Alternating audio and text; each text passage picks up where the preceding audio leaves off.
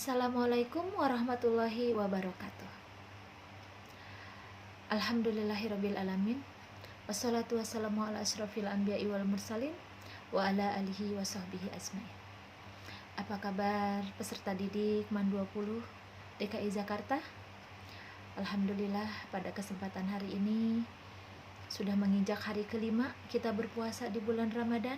Semoga puasa kalian, puasa kita semua diberikan kelancaran, kesehatan, walaupun kita ada dalam keadaan yang sangat tidak nyaman, ada dalam keadaan yang sangat rasa takut, ada dalam keadaan yang sangat gelisah, tapi mudah-mudahan itu semua bisa menjadi kita lebih bersemangat untuk menyambut bulan suci Ramadan yang penuh hikmah ini, bulan suci Ramadan yang penuh berkah ini, dengan semangat yang tidak pernah luntur.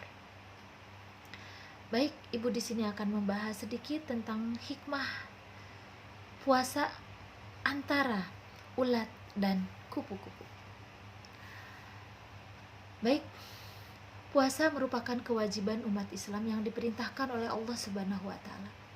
Kita sudah tahu ayatnya, yaitu di dalam Al-Qur'an ayat 183 Quran surat Al-Baqarah. Pasti kalian pun sudah hafal betul ayatnya. Bismillahirrahmanirrahim. Ya ayyuhallazina amanu kutiba alaikumusiyam kama kutiba alal ladzina min qablikum la'allakum tattaqun. Hai orang-orang yang beriman, telah diwajibkan kepada kalian semua untuk berpuasa sebagaimana telah diwajibkannya kepada orang-orang sebelum kamu, supaya kalian bertakwa.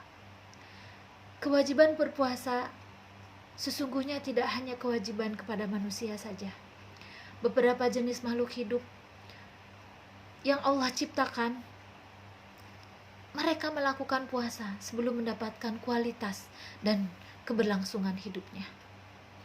Di antaranya ada burung yang disebut dengan burung Raja Wali. Dia pun berpuasa untuk memperpanjang usianya. Ada ulat, dia pun berpuasa untuk bisa merubah sesuatu yang dari menjijikkan bisa menjadi menyenangkan. Ada juga ular pun sama berpuasa. Kita akan bahas di sini antara ular dan ulat. Seperti apa puasanya? Kita akan mengambil salah satu daripada hikmahnya itu. Mau puasa ulat atau mau puasa ular? Yuk kita simak bersama.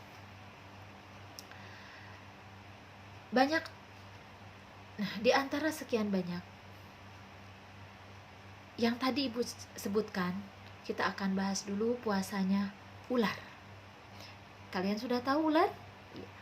Pasti ya, binatang yang sangat menakutkan, binatang yang sangat menjijikan. Bisa jadi kalau kalian ketemu ular pun pasti kalian akan lari. Agar ular mampu menjaga keberlangsungan hidupnya, salah satunya dia harus merubah dirinya, harus merubah kulitnya secara berkala. Tidak serta-merta ular itu meninggalkan kulitnya yang lama. Ia harus berpuasa terlebih dahulu. Setelah berpuasa, sebelum berpuasa, dia memakan makanan yang sangat banyak, sehingga badannya menggembung, besar. Setelah itu, dia akan melepaskan kulitnya dalam kurun waktu yang sudah ditentukan. Biasanya antara 1-2 bulan dia berpuasa. Setelah berpuasa, ada hikmah di balik puasanya ular ini. Apa yang bisa diambil? Yang pertama, wajah ular sebelum dan sesudah puasa dia tetap sama. Gak ada berubahnya. Yang kedua, nama ular sebelum dan sesudah puasa tetap sama. Namanya ular. Yang ketiga, makanan ular sebelum dan sesudah puasa tetap sama. Bisa itu tikus, kodok, dan lain sebagainya. Atau bisa jadi ular sendiri yang dia makan. Yang keempat, cara bergerak pun ular itu akan tetap sama. Dia akan meliuk-liuk, akan melacak, tetap sama. Lalu yang kelima, tabiat dan sifat. Si ular ini sebelum dan sesudah puasa pun tetap dia akan sama. Seperti itu. Yang kedua yaitu puasanya ulat. Ulat adalah binatang yang sangat menjijikan. Suka merusak tanaman dan hampir tidak ada sifat baik yang melekat di diri ulat sedikit pun. Ulat ini adalah binatang yang sangat rakus. Dia suka makan seharian. Sepanjang harinya itu dia akan makan dan makan terus. Dihabiskannya dengan makan. Tetapi pada suatu masa dia harus merubah dirinya karena untuk keberlangsungan hidupnya. Dengan cara apa? Yaitu dengan cara dia berpuasa. Berpuasa dia menjadi sebuah atau menjadi seonggok kepompong.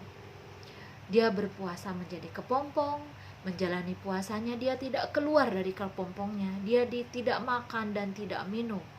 Dia berdiam diri di dalam kepompong itu selama 7-20 hari. Ketika selesai dia menjadi kepompong, maka lama-kelamaan dia akan membelah dirinya dan keluarlah menjadi seekor kupu-kupu yang sangat indah. Jadilah dia makhluk yang sangat indah dipandang. Hinggap dimanapun dia berada, di dahan manapun dia berada, tidak akan pernah bisa merusak. Bahkan dia itu membantu penyerbukan daripada tanaman.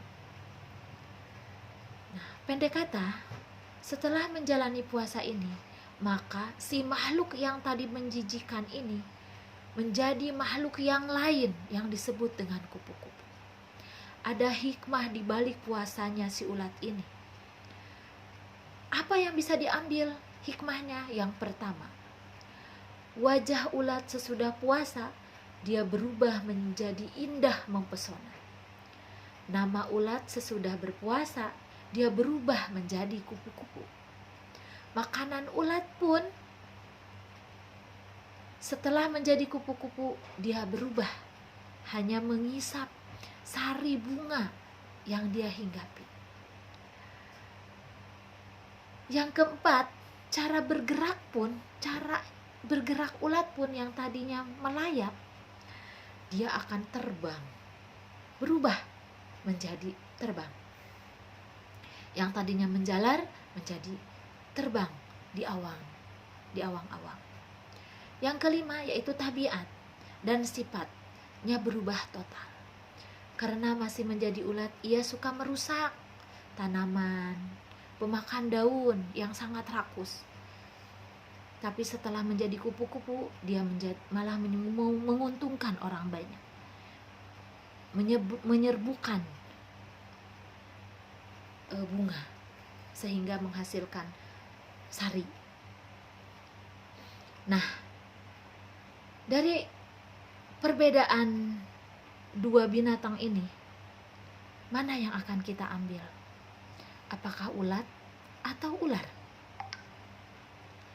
Orang yang berhasil dalam puasanya, ia akan memilih makanan dari yang halal dan yang baik saja, seperti yang dilakukan oleh ulat.